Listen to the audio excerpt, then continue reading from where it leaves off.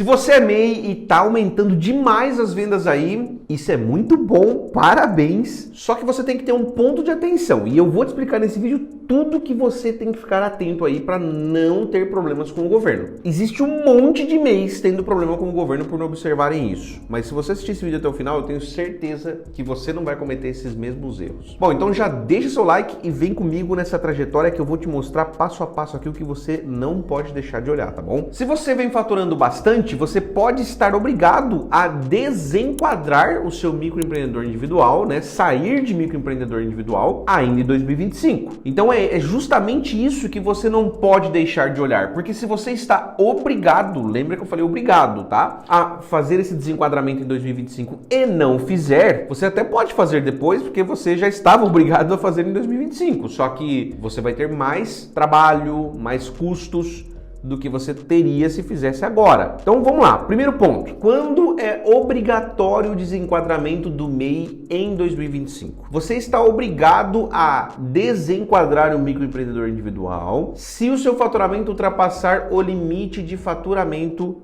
que o MEI estipula. Qual é esse limite de faturamento? R$ 6.750 para cada mês que o seu MEI esteve ativo, tá? Então, se você abriu o MEI antes de 2025, então você tem R$81 mil para faturar em 2025. Agora, se você abriu durante o ano de 2025, e por exemplo foi em março, você já deixou 2 meses para trás. Então, se você abriu em março o seu MEI, o que vai acontecer? Você tem agora 10 meses de 6.750, ou seja, R$ 67.500 para faturar apenas, e não mais 81, tá bom? Se você vai extrapolar esse limite, já tem que fazer o desenquadramento. Ou se você já passou desse limite também. Outro dia chegou uma pessoa aqui no canal perguntando o seguinte: eu ouvi falar que se passar em até 20% eu tenho uma tolerância. Não é que existe uma tolerância. A tolerância dos 20% existe de fato, só que é o seguinte, é para você ter menos penalidade. Se você extrapolar acima de 20%, então tem que voltar em janeiro de 2025 e desenquadrar lá o microempreendedor individual. E aí você já está devendo um caminhão de imposto, né? Por isso que a hora que você comunica o desenquadramento é muito importante, tá? Então é muito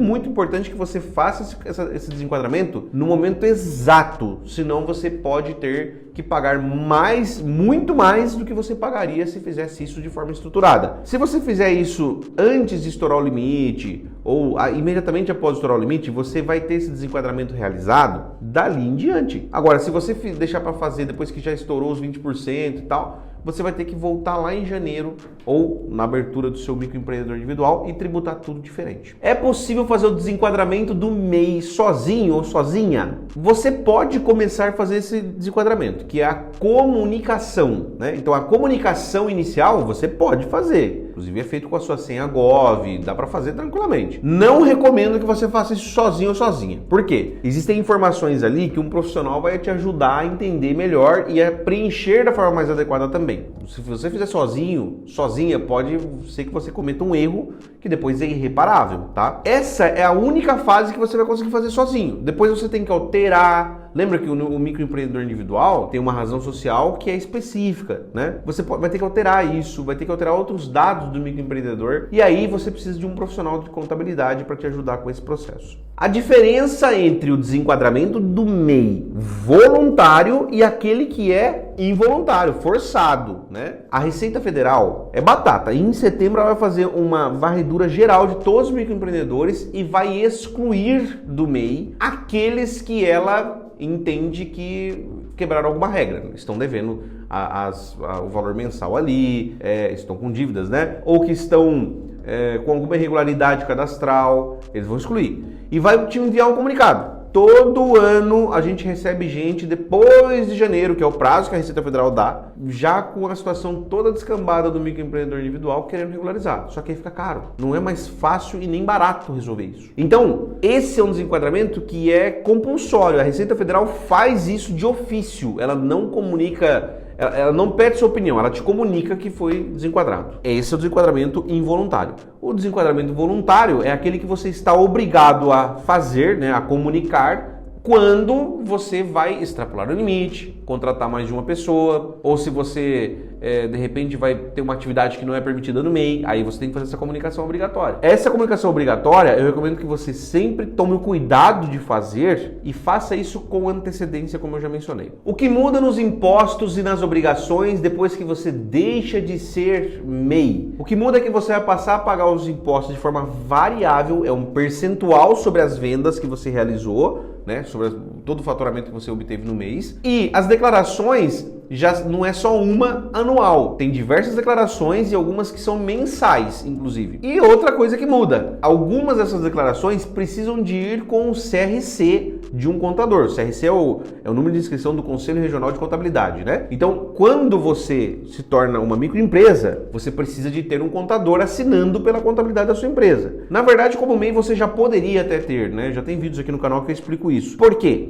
Inclusive, isso vai fazer você economizar com imposto na hora que o dinheiro chega no seu CPF. Se você tem a contabilidade realizada direitinho, os impostos pagos em dia, você não vai ter que pagar imposto depois sobre o que sai da pessoa jurídica e vai para a pessoa física. Então precisa, a partir daí, de um acompanhamento de um contador habilitado. Como se tornar microempresa ao se desenquadrar de microempreendedor individual? Procure uma contabilidade da sua confiança e faça esse desenquadramento, essa comunicação, todos os passos com toda a segurança. Para você contar com o nosso serviço para isso, clique no link que está na descrição desse vídeo e fale comigo e minha equipe e nós vamos avaliar o seu caso específico, ver as ações que têm que ser tomadas e vamos te apresentar uma proposta para trabalhar nesse caso para você. Quais são os documentos, prazos e os cuidados essenciais, né, para você evitar pendências depois que você desenquadra de microempreendedor individual? Primeiro ponto, documentos. Tenha documentado tudo que você fatura, porque isso vai ajudar demais na hora de fazer o desenquadramento e não descumprir nenhuma regra, tá? Prazos. Você tem que comunicar o desenquadramento do microempreendedor individual até o momento de você estourar o limite. Esse é o ideal. Ah, estourei já o limite. Tá bom, então